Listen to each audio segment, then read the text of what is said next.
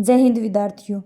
आज हम कक्षा 12 भूगोल का भारत लोग और अर्थव्यवस्था जो बुक है अपनी, उसका पहला पाठ में कुछ महत्वपूर्ण टॉपिकों का अध्ययन करेंगे। भी कहाँ से किस किस प्रकार के प्रश्न पूछे जा रहे हैं, कौन से टॉपिक से।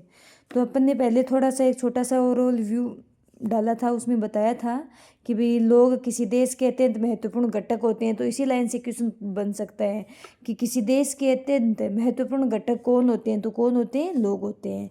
फिर दूसरा क्वेश्चन आता है कि भारत की 2011 की जनसंख्या के अनुसार कितनी जनसंख्या है। 2011 की जनगणना के अनुसार तो 121.02 करोड़, ये इतनी जनसंख्या है। फिर भारत का विश्व में कौन सा स्थान है भी जनसंख्या में, तो दूसरा स्थान है। पहला स्थान किसका है, पहला स्थान है आपका चीन का। फिर यहाँ से क्वेश्चन बन रहे हैं कि भाई कितने वर्ष के बाद जनगणना की जाती है, तो प्रति 10 वर्ष के बाद हमारे देश में जनगणना की जाती है।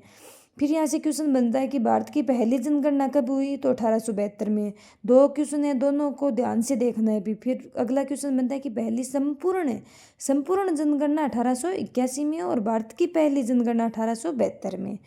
फिर यहाँ से क्वेश्चन बनता है कि सर्वाधिक जनसंख्या वाला राज्य कौन सा है, तो सर्वाधिक जनसंख्या वाला राज्य आपका है यूपी। फिर ऐसे भी क्वेश्चन आ जाए कि सर्वाधिक जनसंख्या में दूसरा स्थान कौन से राज्य का है, तो दूसरा सर्वाधिक जनसंख्या वाला राज्य है महाराष्ट्र। तो यहाँ 4 सर्वाधिक राज्यों के नाम दिए गए हैं, उत्तर प्रदेश, महाराष्ट्र, बिहार और पश्चिमी बंगाल। ज़्यादा से कम की ओर, तो चारों राज्यों के नाम क्रमशः आपको याद करने हैं।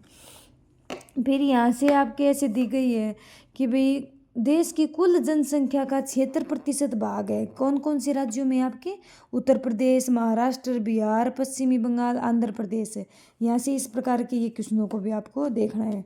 फिर यहाँ एक क्वेश्चन बनेगा कि महत्वपूर्ण टॉपिक यहाँ से है बेटा कि भारत में जनसंख्या का ऐसा असमस्थानिक वितरण देश की जनसंख्या और भौतिक, सामाजिक, आर्थिक और ऐतिहासिक कारकों के बीच घनिष्ठ संबंध है।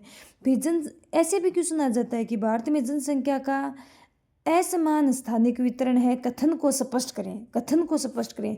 ये ऐसा सेम टू सेम कथन दे देंगे और इसको स्पष्ट करना आ जाएगा। तो उसमें आपको यहाँ से लिखना है भाई ये इतने प्रकार के कारक हैं, भौतिक कारक हैं, सामाजिक हैं, आर्थिक कारक हैं और ऐतिहासिक कारक हैं। फिर आता है कि जनसंख्या के भौतिक कारक कौन कौन से हैं, तो भौतिक कारकों में आता है आपका एक तो भूविन्यास, जल की उपलब्धता, जलवायु, ये 3 आपके भौतिक कारक हैं। ये अपने जो मानव भूगोल की पुस्तक पढ़ेंगे ना, तो वहाँ पे अपने भौतिक कारक, ऐतिहासिक कारक और सामाजिक कारकों को अलग अलग डिफाइन किया हुआ है। या तो अपने भाई टॉपिक बना के हेडिंग बना के नहीं दी, दूसरे वाली बुक में हेडिंग बना के दिया हुआ है मानव भूगोल में यही कारक। यहाँ ओनली आप कारकों के नाम याद रखो कि जनसंख्या को प्रभावित करने वाले भौतिक कारक कौन से होंगे, भूविन्यास, जल की उपलब्धता और जलवायु।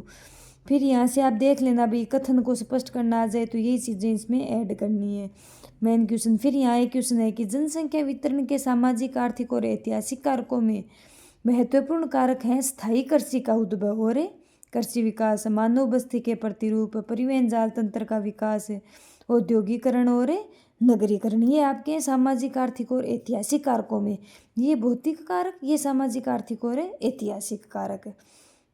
ठीक है।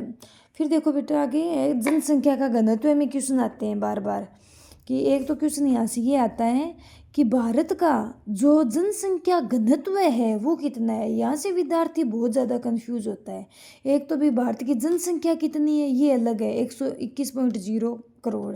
एक क्वेश्चन आता है कि भारत का जनसंख्या घनत्व कितना है, तो जनसंख्या घनत्व है 382 व्यक्ति प्रति वर्ग किलोमीटर। तो पूरा लिखना है बेटा, यहाँ से भी 382 व्यक्ति प्रति वर्ग किलोमीटर लिखना है। सीधा 382 लिखे ना छोड़ा करो, पूरा आगे लिखा करो व्यक्ति प्रति वर्ग किलोमीटर 2011 के अनुसार।